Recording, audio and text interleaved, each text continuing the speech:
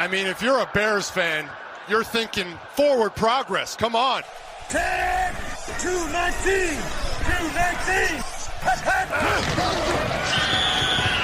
Forward Progress, a Chicago Bears podcast with Dan Bernstein and Matt Abaticola on 312 Sports.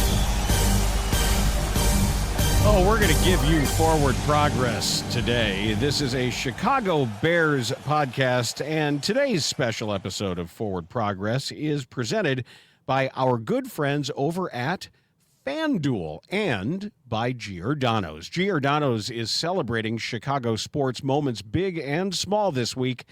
Da pizza is the real MVP. You can order yours now at Giordano's.com. Well, this is going to be our last Forward Progress before the post game, and I got to tell you where I am mentally on this. That's in a weird place because I'm freaked out. To be honest with you, I'm freaked out thinking about how you stop Matthew Stafford because you really don't. And that's what I'm trying to deal with here is the fact that you can't presume that you're going to keep this team from scoring. So it's a weird place to be to say the Bears are going to maybe need 35 points. I don't know, 40 points. It doesn't matter how you win the game as long as you have more points than the Rams. Right. And I'm just not going to do this where I have to feel that every single drive has to be a 3 and out. You know, holding him to a field goal is going to feel like a turnover to me. And I'm going to presume that they're going to get a touchdown on every drive unless otherwise proven, and that the Bears are just going to have to match them. Yeah, Dan, we looked at the numbers the other day with the Rams, and their 5 losses during the regular season, they averaged 28 points in those losses. Puka Nacua is going to get his yards and his receptions. He gets a lot of targets. Matthew Stafford is going to get his yards. This team is going to score points. The Bears are going to have to score. For me, what's important is not getting derailed or out of your game plan right away and staying with what you think is going to be an effective game plan to win this game. 60 minutes is a lot of time, and a lot can happen. And the Bears do get yards in chunks, and they get big plays at times from Caleb Williams. I really would love to see, and we talked about this a lot this year, a nice quick start. We saw the Bears come out last week, and they had an opening drive field goal after not scoring on their previous 9 opening drives. They need to score. They need to score in the first quarter. And I don't want them. I just don't want them to panic and get into a place where they have to feel like they need to reach or step outside of what they plan to do against the Rams. Now, the steady Eddie nature of Ben Johnson hopefully keeps them on track, and I hope he does make a commitment to the run game because you're going to need to run the ball. If you're going to be successful in this game, you're going to have to run the ball.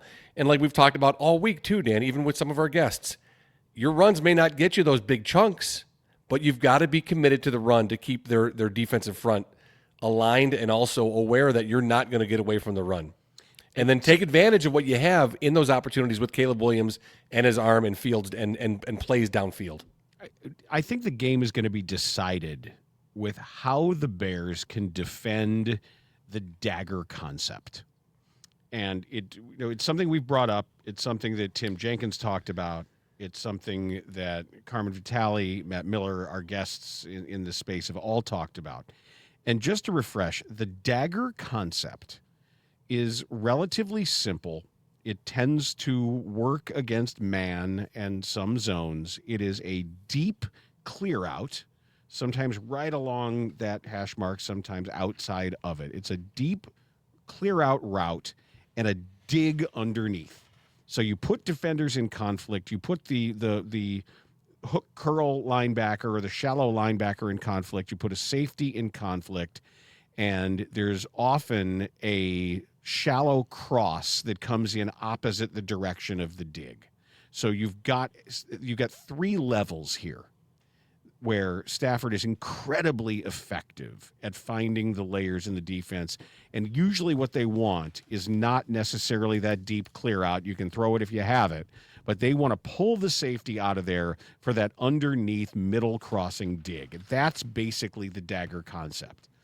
And other than having a great front four, there's no real good way to consistently defend that with the exception of committing to it with quarters coverage, having 4 guys across the back, having 4 guys where people dropping into zones where everybody's responsible for a fourth of the field at that point, which I know this is oversimplifying, but I don't know how they stop that. I really don't. Based on all the problems that they have and based on their inability to generate a rush with their front 4. No, I can't disagree with any of that, and it's alarming to think about how can they prevent big chunks and yards happening, because it's going to happen. They just need to limit what the Rams do. You know, it's really interesting to look at both offenses and what we've talked about this week as well too. And Carmen brought it up a lot yesterday because we mentioned the 13 personnel for the Bears as a Bears advantage with those 3 tight ends, and of course with Colson Loveland, who really runs like a wide receiver. And she had mentioned how the Rams are in 13 personnel almost 40% of their snaps this year, which is the most of any team, and what they can do with their 3 tight ends. To see those 2 pieces of the offense moving both ways, you know, with 13 personnel, how can they prevent those big chunks from happening? Now, for the Bears, we've seen it in the last few weeks. They can't go man to man. They just don't have the ability, at least from what we've seen in the last few weeks. Now, we don't know what progression has been made for Kyler Gordon, for Jalen Johnson mentally and physically over this last week after being in games, where they're at as far as their ability and their level is concerned. But we know that the Bears have had trouble all year long. And one area that we've seen open up is that middle part, like you've talked about. And the Bears they've gotten killed with that. And you can't counter that with man coverage because you're just trailing the whole time. And what I think Sunday's going to look like, Dan, for the Bears, particularly on defense, is very busy. I think it's going to look very busy. Why?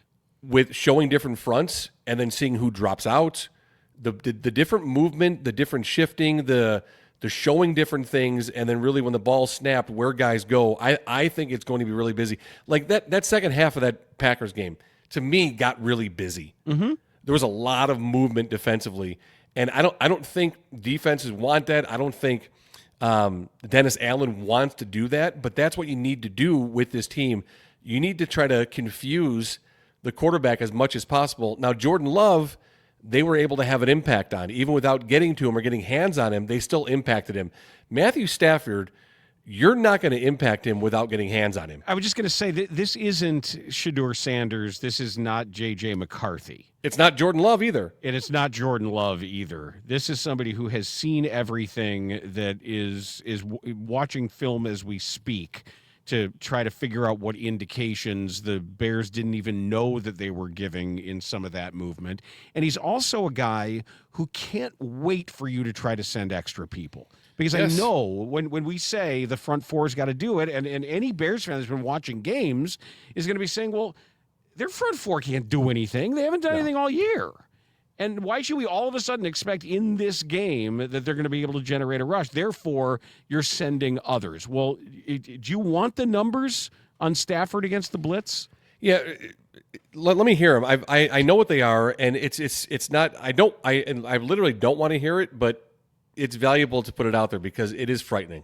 All right, because he has been blitzed 33% of the time by opponents this year.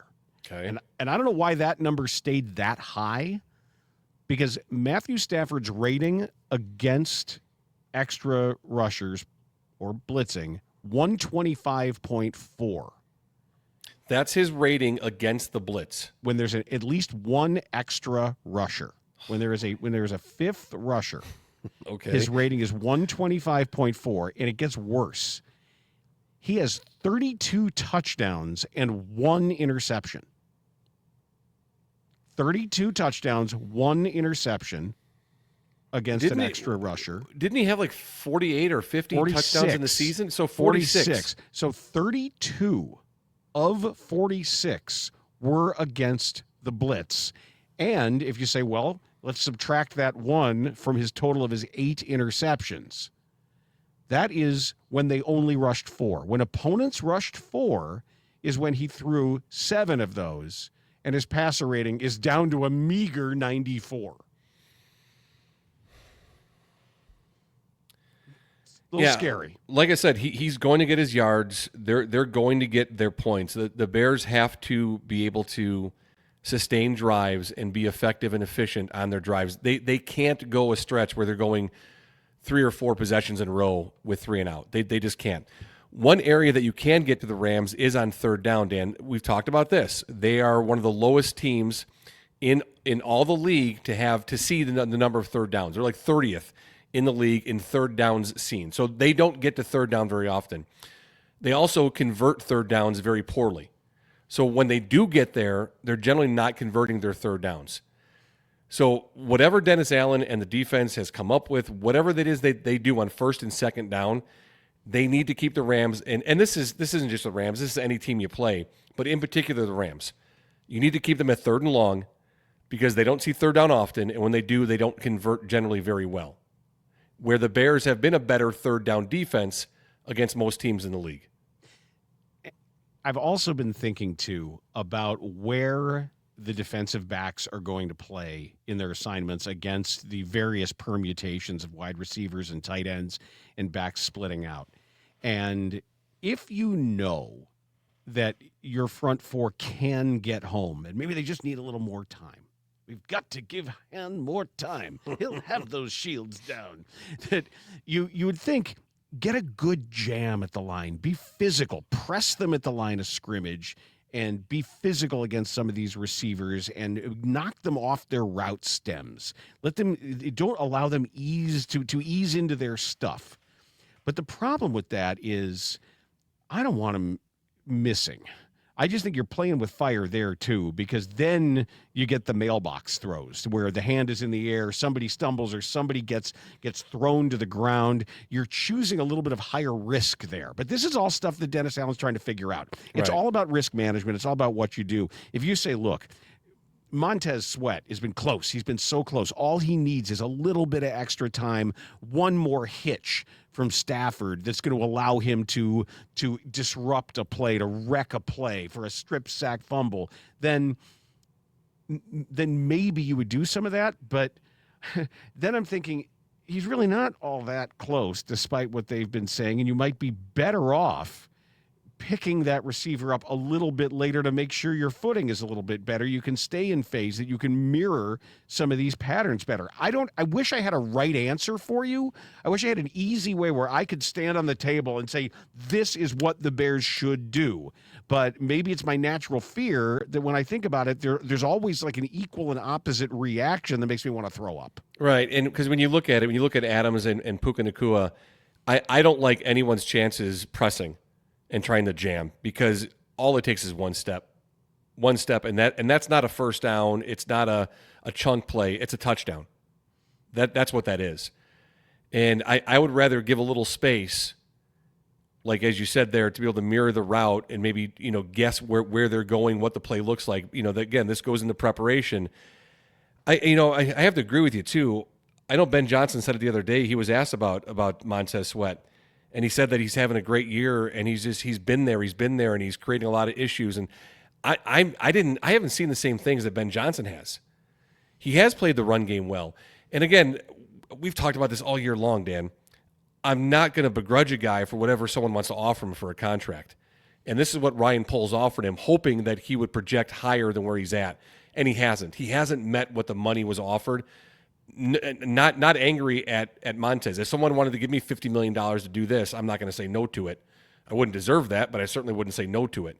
Montez Sweat was given this money. He didn't demand it. They gave it to him. He took it. Yep. He's not living up to NFL standards for what that money deserves. He's a very good player, but he's a number 2 edge rusher on a team. He's not the main guy. And it's just unfortunate that Ryan Poles paid him as the main guy. And, you've seen better play from Dominic Robinson. We've seen better play from Grady Jarrett as he's getting healthier and that knee's getting stronger. But saying better play is such a low bar. You know what better play is? Multiple sacks. I know, Dan. I know. Knocking a quarterback out of the game. It's taking the ball away. No shit. I would love that. But getting better, at least, is better for this team because this team has got zero pass rush ability. They really don't on a consistent basis. And maybe with the way that Austin Booker's been playing, he's been playing better. And I know it is a low bar. I'm not going to disagree with you on that, but that's where it's at right now. You can't fix this thing on the fly.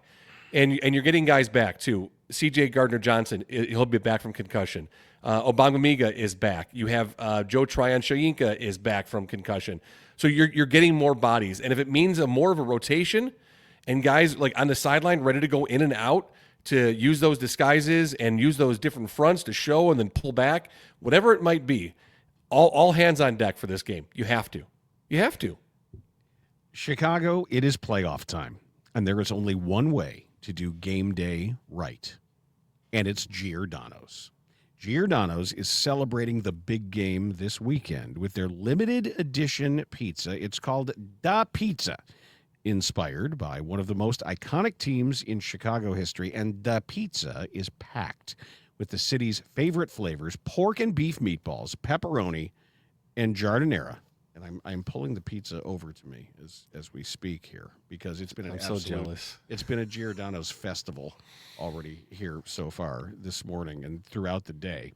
So it's pork and beef meatballs, pepperoni, and giardiniera. That's an over-the-top combo, a fitting tribute to a team that is remembered for power, for personality, and swagger. Order yours now at Giordano's.com. Get the whole crew ready for Sunday. Let's keep the run going. Chicago football. Hometown pride, Giordano's.com. Now, what do you got there? Let me see. Let me see. Oh my God, dude, I'm so hungry. I'm so jealous of you. How good? Perfect. It's the giardiniera. Excuse me. What's the heat level on the giardiniera? I'd say it's a medium. Okay. It's just right. It's not overpowering. So it's great flavor. Well, you already have the pepperoni that gives it a little bit sort of baseline heat. The giardiniera gives it a little more of that acidic kick to it that balances out the creamy mozzarella. Oh, that's so good. I'm heading there later today, pal. I'm gonna go so grab good. one. Yeah, I'm gonna sit on the couch, just in my underpants, watch movies, and eat Giordano's. And all the night cool long. thing is, when you do order in, when you order it in the restaurant, they will do a stenciled 85 for Da Pizza in Parmesan in a way that makes a great photo, and it's actually in the Bears uniform number font. Oh, nice. There's 85 right there. It looks super cool. That's really good. Very good. Well, I'm very jealous of you. Let me tell you this, buddy. Yes. FanDuel they're turning on playoff mode, and all customers get a profit boost pack every NFL playoff game day. So each game day during the divisional round, you'll find a pack loaded with multiple profit boosts waiting for you in the app. More boosts means more ways to level up your playoff bets. So pick the matchups you believe in, or take a shot on an upset, or build a parlay that fits the moment. And you know what I'm doing? I've already told you this. I know I'm maybe I'm crazy, but I'm taking 3 road teams and a home team that are all the underdogs. So I'm going with Buffalo 1.5, San Francisco +7, Houston's getting 3 at New England, and of course I'm taking the beloved, the Bears at 3.5, getting 3.5 at home against the Rams.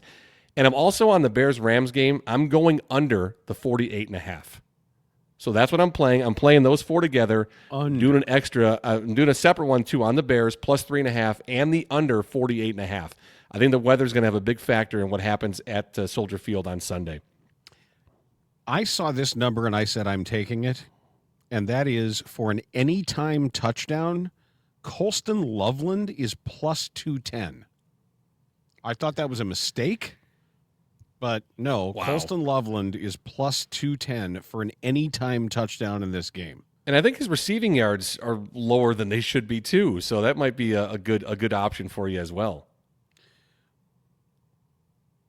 Yeah, they are. You can get, for Colston Loveland to be 60 or more receiving yards, you can get +110 on that.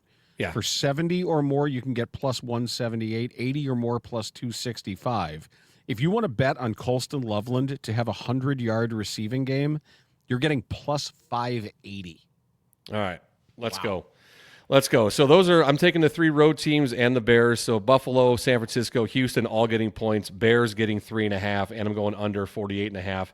So then you apply your profit boost and go after even bigger payouts while the playoffs keep rolling. So visit FanDuel.com/podcast and grab your profit boost pack every NFL playoff game day. But wait, there's more.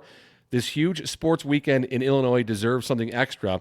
To celebrate, starting right around noon tomorrow, that's noon on Saturday, FanDuel is removing the tax on all bets through Sunday night. Ooh. So save 50 cents on every bet. Once again, that's FanDuel.com/podcast and grab your profit boost pack every NFL playoff game day. More action, no fees this weekend. The weekend of all weekends. Only on FanDuel. So 21 and older, present in Illinois, opt-in required. Bonus issued as non-withdrawable profit boost tokens. Restrictions apply, including any token expiration and max wager amount. See terms at sportsbook.fanduel.com. Gambling problem, call 1-800-GAMBLER. I got a little bit of bad news I want to pass on here regarding the injury to Ozzy Trapillo. Yes. And this, I take this for what it's worth, but there was an emailer who actually wanted me to ask about this because the email that came in asked a very specific question. It was a guy named Mike, and he said, is the Ozzy Trapillo injury potentially career-altering? So the patellar tendon can be very fickle, and he said something like only 55% of players in the NFL return after a rupture. He said age is on Ozzy's side, but height and weight are not. And it's a really good question, and I got back to the email, and I said I would ask. So I did. And I asked a prominent sports orthopedic surgeon about this particular injury. And I'm just going to give you the response because I thought it was certainly a reasonable question to ask. And I asked in just that way. My question was, is a torn patella tendon career-changing for a left tackle? Mm-hmm. Only 55% of NFL players return after a rupture. Is that right? Here's the response I got. Yes, really tough one for that position. And here's the explanation for why. The demands of the position, plus the size of these dudes, explosive demand with a lot of eccentric force across the tendon. The repairs are great for getting back to regular life, so to speak, for most folks. But for people who need to push that amount of weight dynamically, it is a tough one. So that's not good. Not good at all. Don't like hearing that. But, Dan, we have talked a lot about this week about the Rams and the Bears and their tight ends and the 13 personnel. And I think it'd be a great time right now to bring in not only a guy who understands the tight end position, but a 9-year NFL veteran, NFL insider. This guy knows his stuff when it comes to playing the tight end position, Dan. So really excited to have Clay Harbor join us here on Forward Progress. Clay, how you doing, man? It's good to see you. I'm good, man. It's a beautiful, brisk day here in downtown Chicago. I live right here in River North. Cold, and let's keep it getting even colder for this game because I don't think these boys from Los Angeles want to play in this. There's something to be said for this cold weather, guys. Some people might overstate it, but I think it's going to be a factor in this game. I'm glad you said that because get your opinion on it. You played in Jacksonville. I mean, you're a Chicago guy, so you know the weather. What and really how much of a factor is that when there's a warm weather team going into a cold weather climate? When these guys have played college ball all over the country and they've been playing in the NFL, they've played everywhere, inside, outside, cold, warm. How much does it really impact a team that generally doesn't play in this cold weather? Okay, so I'll give you a quick story. I was born in Libertyville. I'm from Dwight, Illinois. You guys probably don't know where that's at. It doesn't show up on a map. We do. I've driven to St. Louis. I've driven to St. Louis. And Clay, I live in Libertyville now, so very familiar with Libertyville. Yeah, that's where I was birthplace. Condell Hospital out there in Wrigleyville. 9 pounds, 10 ounces. I'm sorry, Mom. Wasn't my choice. That's a big old baby. That's a big baby there. And my parents are pretty small people. People are like, wait, that's your mom and dad?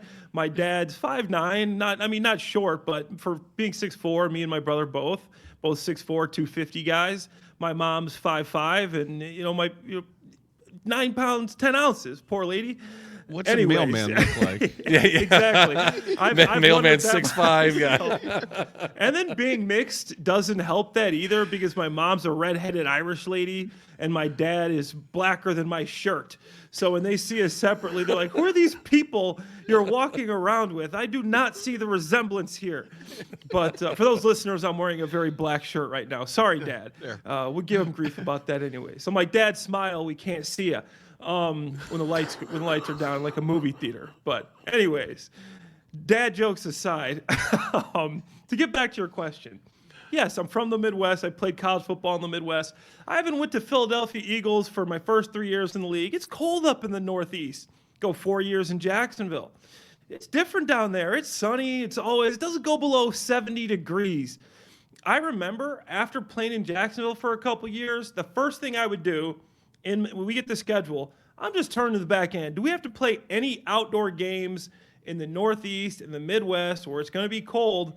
Because there's no way to simulate that in practice. I'm a guy that I want everything to be the same as the game, right? In practice, the feeling, the stretching, the ball, how it feels when it's catching at the wind.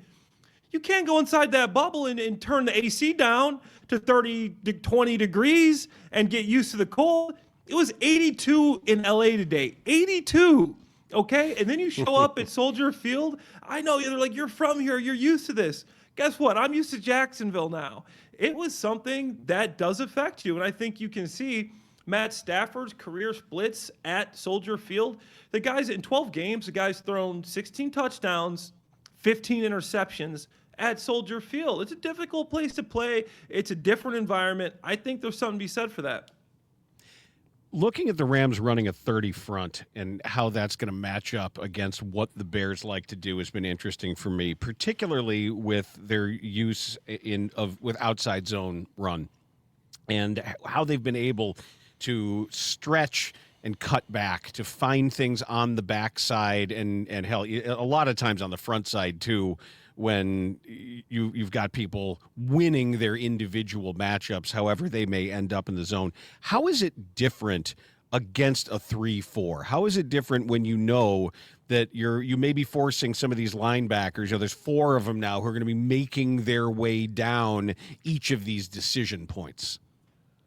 Well, there's just less double teams. And I think this isn't necessarily a disadvantage for the Bears, because I think they got 2 tight ends. 3 tight ends actually that can really block. Colson Loveland is a guy that, we knew the athletic ability, and I looked at him in college and I said, this guy can block. But I'll tell you, from a tight end perspective, I thought I could block in college too. My first 3 years in the NFL, I learned I couldn't block. It took me about 4 years to actually be able to go, okay, there's a 3-4 edge overhang linebacker out there. I can hold the point.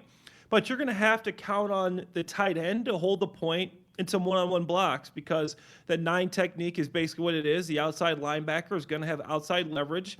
You won't be able to double team. The tackle's not going to be able to help you. So you'll have to lean on some of these tight ends, which I think Cole Kmet's one of the better blockers in the league. I don't care what the Pro Football Focus grades say. He can hold a point against an outside linebacker or defensive end, one-on-one matchups. Most tight ends don't even get put in those situations. So Cole is a guy that can do that as well. And I think what we've seen with the Bears' run game recently, it's had that dip in production. The last 3 games, they're 27th in the NFL in rushing the football, 84 yards a game, after finishing the season a third with 144 rushing yards per game. The double teams, and obviously when you're playing against a team like the Packers that see your tendencies, that kind of know what you're doing, it's harder, in my experience, to go out and run the football when you're seeing the same teams over and over again. They come up with little tricks. They kind of get used to your schemes, how you block them, whatever. So I think that with the Bears tight ends, that overhang 3-4 defense won't be as much of a problem as it is for a lot of teams, because these guys can play in every aspect of the game. Ben's even got the wide receivers blocking out there. So I think that's something they can overcome, and I definitely think it's something that they need to do, because what's the best way to stop Stafford and Puka Nacua? Keep them on those heated benches. Keep him on those heated benches. Well, I was going to say, or have a front four that doesn't need help in the pass rush, especially with the concepts that they run. We've spent time looking at the dagger concept with which they're, and a lot of NFL teams use it. The Packers are the Rams are uniquely successful where they're sending the deep clear out. They've got the hard dig underneath, and then they have the opposite direction shallow cross. If you were the Bears right now, I know you don't want to necessarily be in man and trailing all these things. You're not going to play quarters deep coverage. We haven't seen them do a lot of that. How do you make sure that your assignments sound in a way that you're not just running behind Puka Nacua, running behind Devontae Adams? Yeah, that's the problem, right? And the Rams are so good against the blitz. Matt Stafford is really good against the blitz. Has a 125 passer rating against the blitz, 30 touchdowns, 1 interceptions when you blitz this guy. He loves to be blitzed. I played out one year in Detroit, the Lions with Stafford. We made the playoffs. We got bounced the first round at Seattle. He likes it when you blitz him because quarterbacks like that, they're just really fast processors. He studies more tape than anyone. He's going to know where to go with the football. So like you said, Dan, you got to hope to get pressure with that front four. And I know the Bears are 29th in pass rush win rate, at least in the regular season. I think Austin Booker, and this is going to sound crazy, but I think he's going to be a Pro Bowler someday. He might not have had a huge production this year. When I look at that film, this guy's relentless.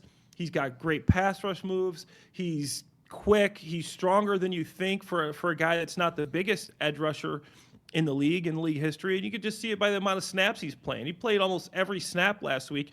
You got to hope him and Sweat can get some pressure. But with the dagger concepts, I mean, you saw it with the same thing with Jordan Love, really good against the blitz, but in the second half, the Bears came out there, they started blitzing them. You had some corner blitzes. You just started throwing a bunch of different things at him, and you got him off balance. I think it comes down to stopping the run. Rams are really good against play action. In play action, no team has more touchdowns out of play action than the Rams do at 20. I thought this was an interesting stat. They're 4th in EPA in play action in the entire NFL. The only team that has allowed more touchdown passes out of play action is the Bears. So come in, stop this run game, which the Rams have the 7th-ranked rushing team. People don't realize that. Blake Corum, Kyron Williams, they have the 7th best rushing team in the NFL this year. And that offensive line, I mean, it's Bears-Rams for me. I mean, they're interchangeable. The tackles are stalwarts. They're good. The guards, they get Dotson back this week, really good. Coleman Shelton would be their only weak link at center, and he's not the same guy as he was last year when we were watching him get beat for interior pressure with the Bears. So really good offensive line. As far as stopping Nacua, I'm sorry. I mean, he's probably going to get his. He averages. This was something I also thought was crazy just doing like research throughout the week. Puka Nacua averages 108.3 yards per game during the playoffs. That's the most in NFL history. This guy is not only averaging 95 yards per game in the regular season, which is the most in NFL history so far in his career. He's averaging even more and the most passing yards per games in the playoffs. I think Tyreek Stevenson, I think some of these bigger receivers are better matchups for the Bears than the quick, shifty guys. So that's something you can help, but he's so tough, great hands, big body. It's going to be hard to stop him. You know, I want to talk about Colson Loveland just a little bit with you and use your experience at the position, Clay. So let's say you're lined up as Colson Loveland going into this game. You have the Rams defense that you know, and you have the weather that's going to be a factor. It's going to be cold. What don't you want to see from the Rams defense as Colson Loveland lined up anywhere on the field? What don't you want to see as Colson Loveland? I think the same thing goes with Sean McVay as Ben Johnson, is it doesn't matter what they do to us because these guys are so good. You saw last week, Puka Nacua caught a touchdown as a running back out of the backfield. They will move these guys around. You saw Colson Loveland line up in the backfield. He'll line up in the slot. They'll come out in a jumbo formation, that 2-point conversion, to where you have an extra offensive lineman, 3 tight ends. Then you shift out Colson Loveland, and he's playing against some linebacker that's runs down the field on special teams. He's trying to guard Colson Loveland one-on-one outside as a cornerback. It's not going to work. I don't think this Rams defense right now is very good at all. First 11 games of the season, best defense in the entire NFL, averaging 16 points a game given up. Number one, the last 7, they're 27th in the league, giving up 28.3 points per game. The defensive backfield here with the Rams, and they got Quentin Lake back last week, which was their slot defender. He's a safety, plays slot. He's a Where's Waldo guy to me. He's not great at guarding it. He's like Chauncey Gardner-Johnson, like if later in the season. He's just not very good at covering in the slot. If you can find whatever matchup, Loveland, if it's Burden, if it's DJ Moore on Quentin Lake, who gave up 90 yards and 6 catches last week to the Carolina Panthers, that's the guy you attack. For Loveland, there's nothing really. The guy's too big for cornerbacks. If you want to put a cornerback on me, fine. I'm too big for this guy. If you want to put a safety on me, fine. I run better routes. Linebacker, thank you. I am way too fast for this guy. So I don't think there's anything that they're going to be able to do with the way Ben moves these guys around, is able to motion shift. The number 1 motion team in the league, Los Angeles Rams. The number 2 motion team in the league, the Chicago Bears. A lot of similarities in this offense. The Rams like to use primarily zone defense. I want to say Chris Shula is something around like 74% or something like that on the back end. If you're not going to have the time for multiple vertical routes, if your obvious classic zone beater is just going to be all verts, but how do you use the running game then and pick your spots, perhaps out of play action, of getting the linebackers to creep up a little bit, maybe changing the shapes of some of these zones with play action as needed. But I'm just a little concerned with all of their eyes facing Caleb Williams. You're not going to have some of these bailout scrambles that may have the same effectiveness. What does it mean if they're all facing in that direction for the Bears? Yeah, I mean, these extended plays, right? It's not man-to-man like you alluded to, Dan, that their backs turned to the quarterback where you'll see Caleb scramble. What I wouldn't mind seeing, though, is some zone reads. I'm not saying to go out there and run 10, but Caleb is one of the fastest guys, most athletic guys on the field. And I'm not just saying that. Like, he is that type of athlete. Next Gen Stats put out this number for the 20-plus mile-an-hour runs for players this year. There was a list of top 10. 9 of them were running backs. Mm-hmm. The number 5 player and the only other player that wasn't running back in the list, Caleb Williams. Yep. Like, you got to utilize that. But zone defense makes it harder to scramble. But the thing you got to love about Caleb, and I mean, sometimes he could run some of these balls, and I think he does like to look down the field, is that he is that guy that wants to keep his eyes downfield. And I think in the zone, with him creating the extra time, this defensive backfield is not great with their zone schemes. They're not great with their zone discipline, with their execution in zone. So the longer these plays are extended, the more you're going to start finding some holes. And I think that's where the Bears can really take advantage of this Rams team. Up front, Jared Verse, I turn on the tape. I look at it as a tight end. I go, I don't want to block that guy. I look at the other side. Let's go Byron Young. I'm like, man, I don't really want to block that guy either. And then you got Theo Benedict coming in, going against Byron. He's going against Jared Verse this week. He'll play on the side with Jared Verse. That's the matchup that I think could get sticky. And I know Jared Verse only has 7.5 sacks this year, but he's second in quarterback hits in the entire NFL, and he's 5th in quarterback pressures. This guy's a game wrecker. He's extremely physical. He has a great speed rush. He has a great power rush, bull rush. And I think those are the things that Theo Benedict struggles with.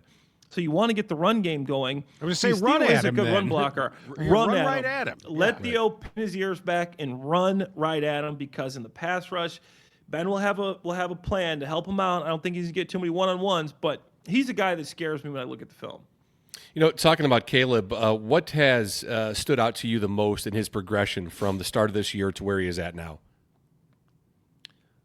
I would say his comprehension of the offense. I mean, I was out there for OTAs and mini camp, and these guys weren't breaking the huddle right a lot. I mean, there's get back in the huddle, the 2's, you're up. I'm like, wow, man. I mean, I know it's tough to learn a new offense, especially for a young quarterback, second year in the league. I'm like, man, this year might get ugly. Then obviously they go and the first 2 games aren't pretty. You lose to Minnesota. But the way he runs the show, now you can see that they're going to the line of scrimmage with 2, 3 plays sometimes, based off where the safeties are, run or pass, based off where the 3 technique is.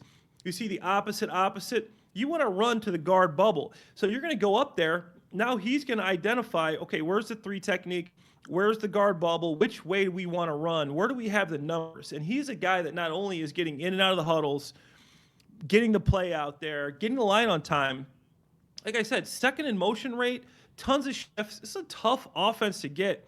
And for him, obviously we see all the crazy throws, the throw and left, the jump man throw to Rome, just the touchdowns and all that. Great. But to comprehend this offense, the moving around, the moving aspects, the shifts, the motions, everything that he's able to do pre-snap is probably where I've seen the most growth and how he can identify coverages and getting into plays that work for him. And I think that's something that you need to do when you got a guy like Ben Johnson to be able to kind of utilize the aspects that Ben gives you. It's the fact that he is so good at putting his team in good situations. Why are the Rams bad at special teams? That's something I try to figure out. I mean, how often do you see a special teams coach get fired that late in the season? And then I'm watching this Panthers game, like block punt. They're having trouble even catching punts out there. It wasn't even that windy of a game. And I think that's somewhere the Bears can really thrive. And people talk about the weather for obviously the aspects of tackling, the ball's a little bit harder, you're cold, you're not as loose, just how it feels to get hit generally. But I think the biggest thing is Cairo Santos is used to this. HT will take them out to Soldier Field. They'll get practices in on the field extra, and just to make sure they're used to the swirling winds of Soldier Field. You don't want to come kick here. Yeah, I've heard people tell horror stories, like just being friends with kickers about certain places they play. Guess what? Chicago is one of them. No kickers like to come into Chicago, especially when it's 20 degrees, feels like negative something, and try to kick a football. And then Cairo Santos is used to that. And the crazy thing is this guy's Brazilian, man. I've been to Brazil. I've been to Rio and Sao Paulo. It's warm out there, okay? And are you allowed to be friends with kickers? See, I thought that was frowned upon, and I thought kickers didn't have any friends. Except the long snapper. Yeah, so the kickers, they don't practice that, but they go snap and they kick. They go back in the locker room. But for some reason, the kickers and the long snappers are usually pretty good at ping pong, and I was a ping pong guy. So I'll get into some really big matchups with these guys, thinking we're Forrest Gump, hitting the pad back and forth, because these guys will go practice. Yeah, remember Jason Myers? I still think he's kicking. Was a really good ping pong player. I had Josh Scobie, David Akers with the Eagles. I mean, I've had a number of good kickers. Matt Prater. I mean, that guy was old when I was playing with him, and he's still playing. I'm like, what's going on out there? How's Prater still in this league and still because kicking? They let him mess with the kicking balls again because they're kicking soccer balls out there. I saw it. I saw the contraption the Bears used to have when it was Jeff Jager and Mike Horan, and they had that thing. They had like these 2x4s, and they would put the ball, they'd put it in the dryer, and they'd heat it, and they'd soften it, and then they would push on the ends until it was round. And they were using that, and they're letting him do it again. That's why these guys are making it from 70. I haven't got to touch or like feel one of these K-balls, they call them, and why you're seeing these guys kick the 70-yard field goals. Cam Little, he can kick a 75-yard field goal, but the guy can't kick a 54-yarder at the end of the half. Sorry, I'm a little bitter about my Jaguars still. They're lost there. But anyways, that K-ball, I haven't got to see him up close and personal, but that's funny. I didn't even realize that that's what they're doing. They used to call ahead of time. Like the kickers they were all in cahoots with each other. That the opposing kickers would call to the home team and be like, "Hey, are we good on the kicking balls? What are you guys doing?" And by the way, have you done the thing where you soak it in water and then you let it air dry and then you heat it up? And they're like, "No, we got it. We're all good." And they were all conspiring to make sure they could make all these kicks. Oh, that's funny. I had a cup of coffee, more like a shot of espresso with the Patriots. I mean, I was there the whole offseason. I played 6 games. Wasn't long at all, but that happened to be during Deflategate, so the ball was, you couldn't mention it. You couldn't say it out loud. You had to make sure you're in like a closed door. Don't let Bill Belichick hear you say anything about Deflategate, about a football. Obviously, Tom Brady, he was out the first 4 games of that season. Don't say anything about a ball, or you might, get a pink slip in your locker. Come see Bill, bring your playbook. But that was something that was interesting too. Well, Clay, this has been tons of fun. I really appreciate you taking the time. Would love to catch up with you before the Super Bowl as well, if we could too. Yeah, absolutely, man. That'd be great. All right, thank you, Clay. Thanks for your time. We'll talk to you soon, bud. Take care of yourself. Enjoy the game this weekend. Yeah, let's go Bears. Let's get that W. That's right, bud. Thank you, man. All right, it's Clay Harbor, NFL veteran, 9-year NFL veteran, tight end position. Playoff weekend calls for pizza, and Giordano's is celebrating the big game this weekend with their limited edition pizza. It is called Da Pizza. It's inspired by one of the most iconic teams in Chicago history. Now, you want to know what this is? Tell me more, Bernstein. Well, it's got their pork and beef meatballs, pepperoni, and giardiniera. An over-the-top combo. It's a perfect tribute to a very specific team remembered for their power, for their personality, for their swagger. I have now sampled both the thin crust and the deep dish. You can also do it in their new tavern style, and it's awesome. It's spectacular. When you are in a Giordano's, they will do this pizza with a Parmesan stenciled 85 on it. So if you are a creature of Instagram and it is important to show the world what you're eating, and if it's the most most fashionable possible Bears pizza you can get is at Giordano's, and I can tell you firsthand, it tastes spectacular. Having that pizza for both breakfast and lunch today. That has been my day. And it's not a bad day. It has been wonderful. So order yours now at Giordano's.com. You can get the whole crew ready for Sunday. You want these to show up right before kickoff, hot and ready and there, and everybody is diving in. And then you can keep this run going with Chicago football and hometown pride. Giordano's.com. And FanDuel is turning on playoff mode. All customers get a profit boost pack every NFL playoff game day. So each game day during the divisional round, you'll find a pack loaded with multiple profit boosts waiting for you in the app. So more boosts means more ways to level up your playoff bets.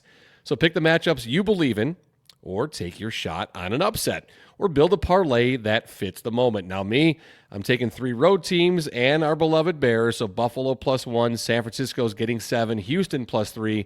The Bears, I'm taking the points, 3.5, because they're going to win outright, and I'm going under 48.5. So then you apply your profit boost and go after even bigger payouts while the playoffs keep rolling.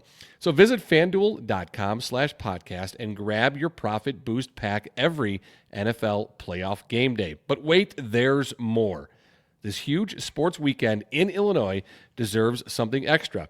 To celebrate, starting right around noon tomorrow, that's on Saturday, FanDuel is removing the tax on all bets through Sunday night. So save 50 cents on every bet. Once again, that's FanDuel.com/podcast and grab your profit boost pack every NFL playoff game day. More action, no fees this weekend, the weekend of all weekends, only on FanDuel. In Illinois, 21 and over, present in Illinois, opt-in required. Bonus issued as non-withdrawable profit boost tokens. Restrictions apply, including any token expiration and max wager amount. See terms at sportsbook.fanduel.com. Gambling problem? Call 1-800-GAMBLER. Now, I know we haven't really gone through this yet. We got to figure out what's going on with the sweater, because last week I mentioned that I had the Bears sweater, my old 1984, I believe, the Ditka sweater, and it was in the same drawer in the dresser of my childhood bedroom. And I texted my dad. I said, "Hey, see if it's there." So my dad found the sweater, and he sent me the picture of, and I thought it might have been all moth-eaten and all messed up, but it's not. And here's the shot of that. That's the sweater. And he apparently, I found out after the fact, he had it on. He was wearing it for the first half. Okay. He took it off before the second half. He said it was not on during the great second half. And he said he's left it up to Forward Progress. He said, "You and Matt must decide if I should wear it anymore. Maybe my taking it off was lucky. So I want to make that call right now. I think fold it up and put it back in the drawer where it was. Yeah, I think never touch it again. So if you had it on the first half, took it off at halftime, that's what he said? Yep. And then we saw what happened. Yeah, I would say just leave it alone. Put it back in the drawer. Don't touch it. Don't bother it. He's got some bad mojo by pulling it out of the drawer. Something. Yes, he did. Right? I agree with that. It's meant to be back in the drawer with God knows what else is in there. So is that our official recommendation? Correct. That is our official recommendation. Put it back in the drawer, pretend like you never saw it, and leave it there. All right, fold it up, put it back, and back away. There's no special incantation that we need to say. I don't think we need to make him do that. I mean, we could. Like, make him dress like a druid and do some sort of invocation. Okay. All right. No chanting of any kind. Because he'd do it if we told him to. I know. I was thinking, should we only be mean and have him do something, spin around 4 times, do a push-up, then chant something. Like a scavenger hunt where he has to go to the 4 corners of the earth to find the Horcruxes or whatever it is to make sure that this thing isn't throwing off the Bears' opportunities. All right. Okay, good. That's decided. Just wanted to make sure. When we reconvene on Forward Progress, it is going to be after we have an outcome between the Bears and the Rams, which is going to be around 8:30. So just so you know what the plan is on Sunday. First of all, your plan obviously is going to be to arrange to get that Giordano's pizza and get that pizza delivered, or you go pick it up, or you eat it in before the game. So we're going to open up our post-game chat room, just before kickoff? Yeah, dude, just before kickoff. So what kickoff's at 5:30? Well, like 5:15-ish, somewhere right down there. And the YouTube link will be under the live tab. If you do have the 312 Sports app, and if you do not have the 312 Sports app yet, I don't know what's wrong with you, because it's absolutely awesome. And they made it just for us.